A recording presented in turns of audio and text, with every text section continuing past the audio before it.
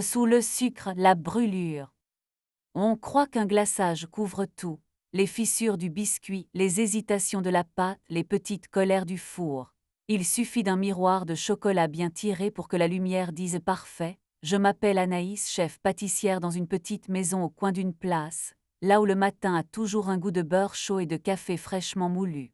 Mon laboratoire est au sous-sol, une cave claire carrelée de blanc, où l'on entend l'eau courir dans les tuyaux comme une confidence tenue. J'y passe ma vie à tirer des rubans de pâte, Ali. Hugo, mon mari, organise des espaces pour des marques qui aiment se raconter, concept de boutique, vitrine temporaire, décor instagrammable. Il a des idées qui brillent comme des sprinkles et une manière bien à lui de s'éclipser juste avant la vaisselle. Nous, on s'est rencontrés à un salon du goût. Il avait trouvé mes religieuses trop sages, je lui avais promis de les dévergonder avec un praliné moins poli. Il a ri.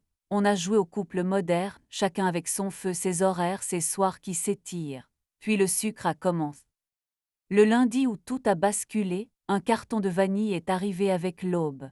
Les gousses venaient de Sava, lourdes, brillantes, charnelles, l'odeur si dense que j'ai dû m'asseoir. Dans la pochette plastifiée, la facture derrière, coincée comme un marque-page, un carton blanc discret lit sous les doigts, Hôtel Narcisse, suite 305. Une écriture nerveuse au crayon, celle d'Hugo, je reconnais ces cinq qui ressemblent à des S assagies.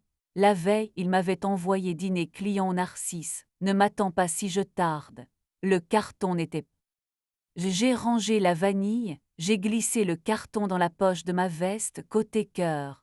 Pour occuper mes mains, j'ai lancé un millefeuille, pâte feuilletée inversée, coup de tour comme on renverse une argumentation d'étrempe qui s'étale quand on y croit. À chaque tour, l'angoisse pliait avec le beurre mais ne cessait pas. Ma seconde Jade m'a vu compter le nombre de tours au lieu de regarder la texture. Elle n'a rien dit. La loyauté chez elle a la forme d'un silence utile. À 10 heures, Noam a descendu l'escalier, un ballotin de ses fèves sous le bras. Noam torréfie le café dans un atelier à 2 rues. Il est entré dans ma vie avec la fumée, la rumeur du grain qui claque, une patience de moine et des forums où la lumière aime se poser. Nous avions décidé d'élaborer ensemble un entremets café-vanille, au nom presque trop simple, prélude. Il disait qu'un bon café commence comme une phrase qui retient sa respiration. Je disais qu'une vanille se mérite comme un aveu. Et tu as reçu la Sava, a-t-il demandé en saisissant au vol mon trouble. Oui, et d'autre chose, ai-je dit presque malgré moi. Je lui ai montré le carton. Il l'a tourné dans sa main, a respiré une seconde comme on évalue la torréfaction, puis l'a reposé sur la table, exactement entre nous, comme un dessert partagé qu'aucun n'ose entamer. Il y a des hôtels qui ont le goût du sucre bas de gamme, a-t-il dit. Je sais, je préfère le brûler juste. On fait prélude, alors, et on parle pendant que ça prend. Sa voix faisait le même effet que lorsqu'on verse la crème chaude sur un chocolat haché, tout est encore séparé, mais on sait que ça va s'unir si on remue juste. J'ai fendu les gousses, gratté les graines avec ce geste lent qui a déjà quelque chose de charnel. L'odeur m'est montée à la tête. Noam a pesé le sucre, porté le lait à frémir, et nos gestes se sont croisés au-dessus de la vapeur. Quand sa main a frôlé la mienne, j'ai senti un courant très net, pas un éclair, non un fil chauffant régulier, qui dit attention, ça prend. Nous avons goûté la ganache sur la pointe d'une maryse. C'était rond profond avec une pointe d'amertume qui tenait la conversation. Noam a essuyé un grain de vanille qui s'était posé au coin de ma lèvre. Son pouce a traîné une fraction, un dixième de seconde de trop. Il a reculé aussitôt mais le sillage était resté, je n'ai rien dit. Dans la cave claire, les tuyaux chuchotaient comme un public bienveillant. Le soir, Hugo a envoyé « Tard, grosse réunion, Narcisse encore, j'ai la tête sous l'eau. » J'ai répondu d'accord, les doigts encore tachés de café. Puis, j'ai sorti le broyeur, j'ai lancé un crumble aux noix de pécan dont le bruit sec couvrait la petite panique que je ne savais pas nommer. Les jours suivants ont fait semblant de se tenir tranquilles. J'ai calibré des choux, dressé des Saint-Honoré, trempé des orangettes noires fondues sans tricher. Pourtant, quelque chose décalait toujours d'1 millimètre. Une meringue qui perle, un nappage qui refuse le miroir, un caramel qui file. Nomme passait apportait des essais, humait au-dessus de mes casseroles, murmurait des trucs qui donnaient envie d'être goûtés, comme là c'est exactement au bord. Moi je me refaisais intérieurement la scène d'un couloir, l'odeur d'un tapis que je n'avais jamais rêvé. La semaine d'après, Hugo est rentré à 11 heures avec un bouquet d'hortensias qu'il m'a tendu comme un extincteur. Il avait la chemise froissée d'avoir trop travaillé, des mots qui tombaient mal et une petite tache de gloss près de l'oreille. Je lui ai demandé c'est quoi avec la voix la plus plate possible. Il a dit un baiser d'une cliente reconnaissante, et il a ri de ce rire d'homme qui a l'habitude qu'on lui pardonne quand même. J'ai compris alors que rien ne savourait, que la vérité n'aurait même pas l'élégance de se rhabiller en mensonge crédit. Je n'ai pas hurlé, je suis descendue au labo. J'ai pris une feuille de gélatine dans l'eau froide. Le monde, soudain, a retrouvé un ordre. On hydrate, on essore, on fond, on incorpore. J'ai lancé un bavaroise au café, j'ai laissé la trace de la Maryse dire ce qu'il me fallait, l'onctuosité peut être ferme. Gnome est revenu le lendemain avec une petite boîte en carton craft. À l'intérieur, des fèves d'un cru d'altitude, plus fruité, plus vif. Pour déplacer un peu l'amertume, a-t-il dit. Déplacer où? C'est là où tu peux la tenir, dans la bouche, pas dans la gorge. Sa manière de parler est une main qu'on pose sur un front pour calmer la fièvre.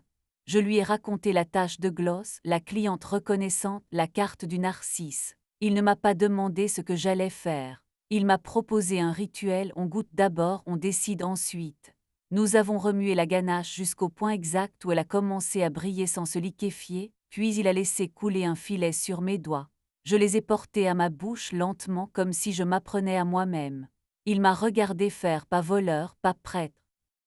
Le vendredi, j'ai livré un gâteau d'anniversaire dans une suite du Narcisse, le hasard a ce sens de l'humour-là. Une robe rouge m'a ouvert, parfum sucré qui crie fleur blanche.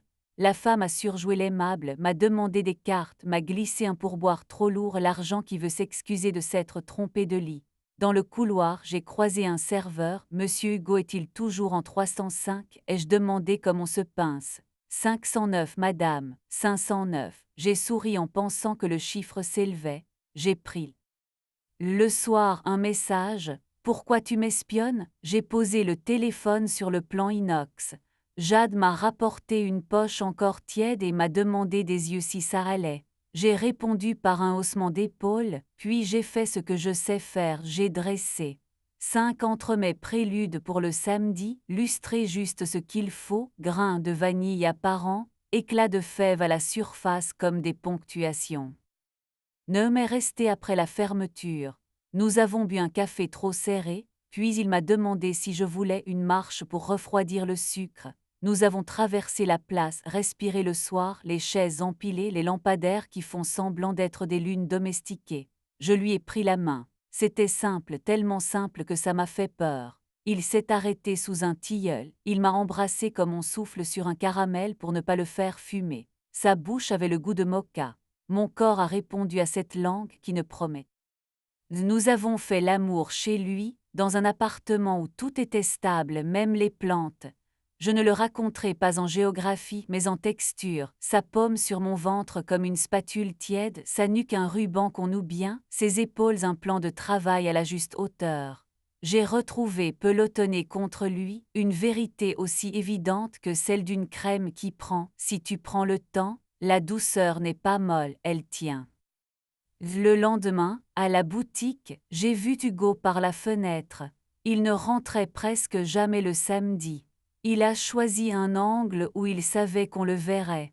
Il a attendu que je sorte des babas du sirop pour entrer, sourire administratif, yeux qui calculent. Il a acheté 2 préludes comme on achète le dernier journal qui parle encore de vous. On peut parler. À quelle heure ai-je répondu couteaux en main? Maintenant.